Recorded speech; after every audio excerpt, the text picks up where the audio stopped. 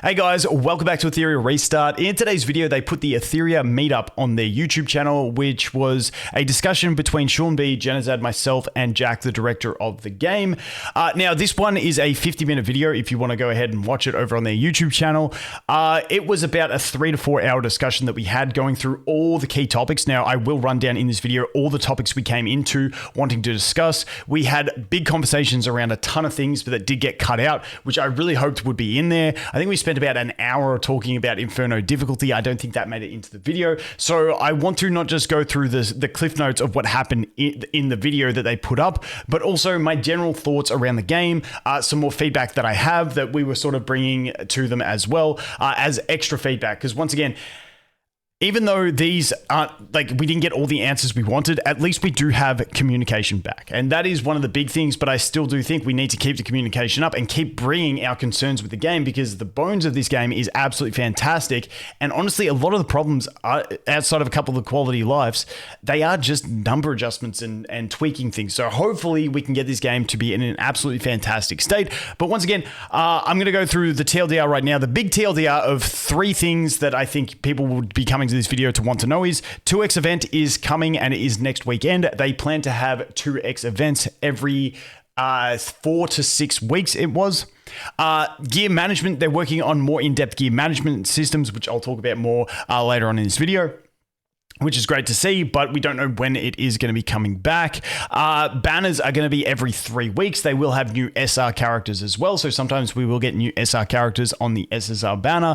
So that is coming as well. And they are aware of economy issues, but they didn't really go too in-depth into it. So once again, that's the big TLDR cliff notes of the key things that I think people will be really impacted by. Now I want to go through more of the topics that I have jotted down and give some more, once again, of my feedback for the game. So the topics we went into this wanting to discuss, these were the notes that I had written down when we were going into it that I wanted to talk about. Number 1 being Inferno difficulty, both the raw difficulty, RNG of them for when you try and build farming teams, the enrages in just about every boss, and their general design philosophy. Next one is the economy, including Etheria coin, upgrading, recycling, training data, reconfiguration, drop rates, lattices, XP, and GP outpost materials.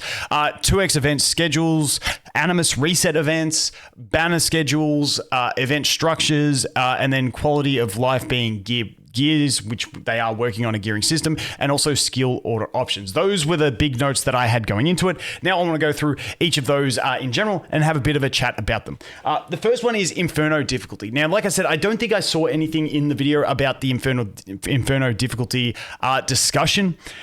For me, I think there's 2 issues with Inferno. Now, let me start here. I think Nico Nana is now in a good spot. And Nico Nana makes sense in Inferno difficulty, where it's like, okay, Nico Nana is the entry level. In the early progression of the game, when you got to a new difficulty, it was like always like Nico Nana was that easy one.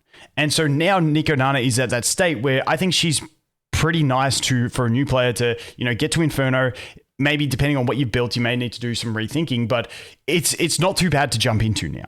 I think we need that sort of entry-level Inferno farm for the modules. I think Doki Doki should have way less RNG in it. Like, you got the stuns, you got the armor upgrades, you got the big guy who, whoever he hits, like, he could just end your run by hitting your DPS after an armor break.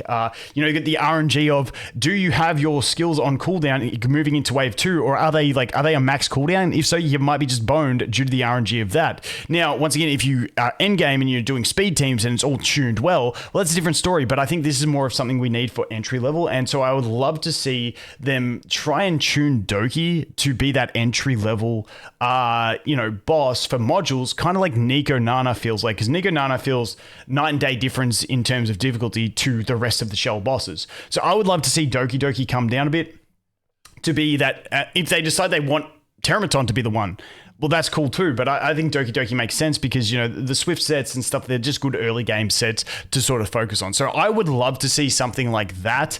And I would also love to see some of the RNG. I feel like there's a lot of unnecessary RNG in a lot of the fights that make farming really hard. For instance, Sharon. the fact that the little buds can strip buffs. So it's like, okay, I'm going to counter Sharon. She is immune to absolutely everything.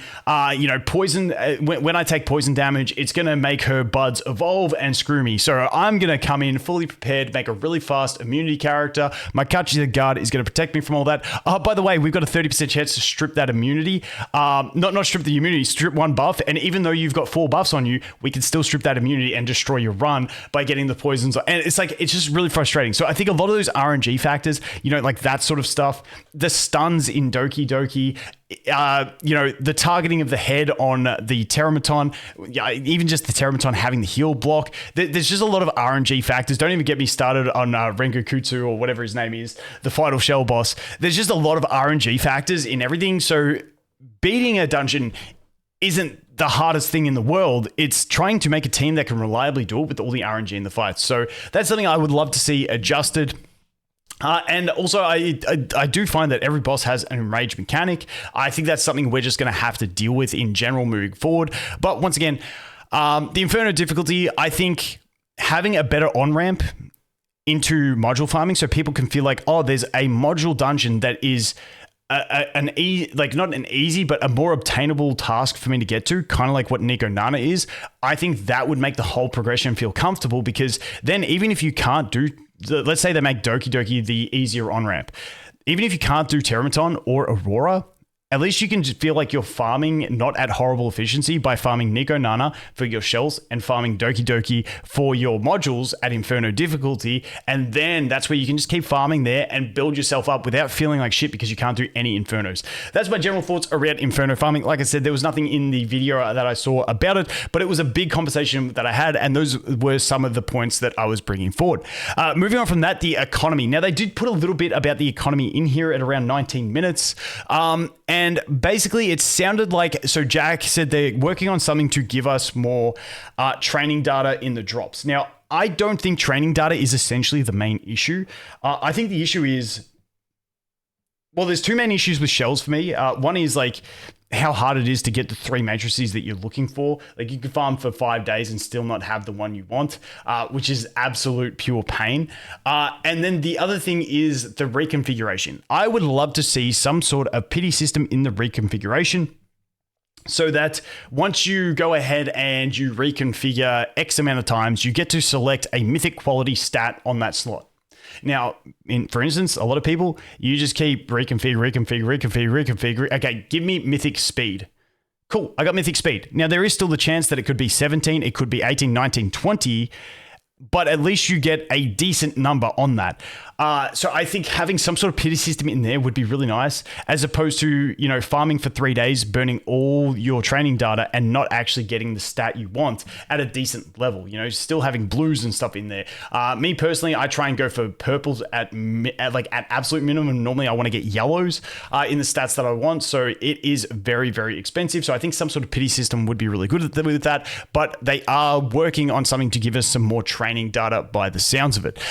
Moving on from that, the Etheria coin issue, I feel like the general sentiment in the video with the bit that they posted was, it's like they're going to try and solve the economy issues. It kind of posed that it was like they're going to try and solve every economy issue in events. I don't think that's doable, especially like lattices and stuff like that. I think we just need more income of lattices for players, especially when new characters keep coming out and it's like we're doing double banners again and no one's got any lattices to skill them up. It kind of feels bad. So I would love to see more stuff with that. But with Etheria coin, I think still the biggest issue with Etheria coin is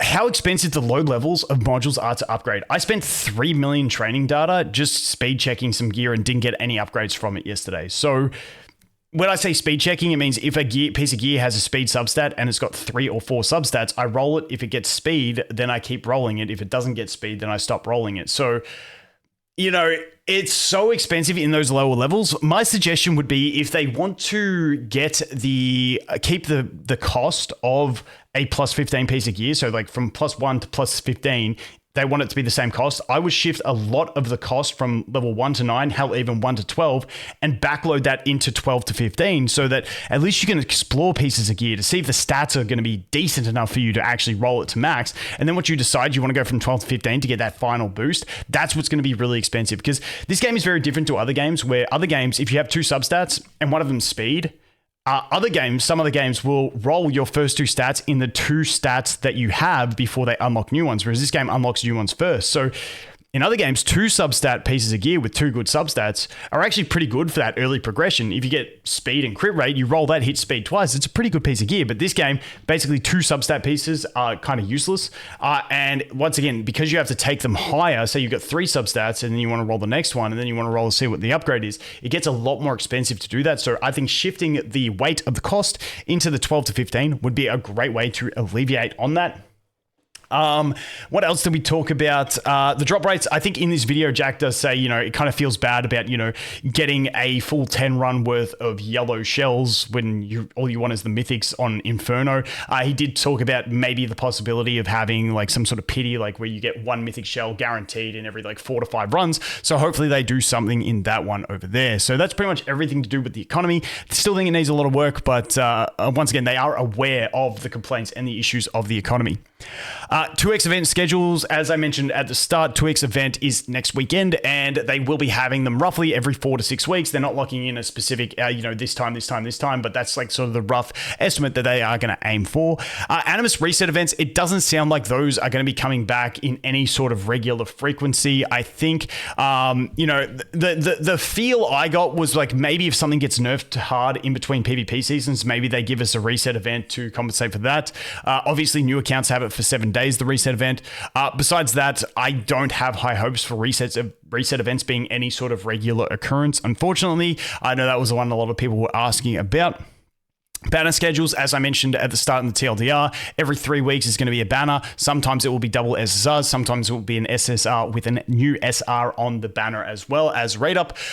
They also said that they won't do double LDs or back-to-back LDs. So they didn't say how often they plan in general to do LDs, but we know worst case scenario, you're not going to get more than 2 LDs every 6 weeks is the general play there. So we'll have to wait and see whether they do 2 normal elements and then an LD, whether they just do the alternating 1, 1, 1, 1.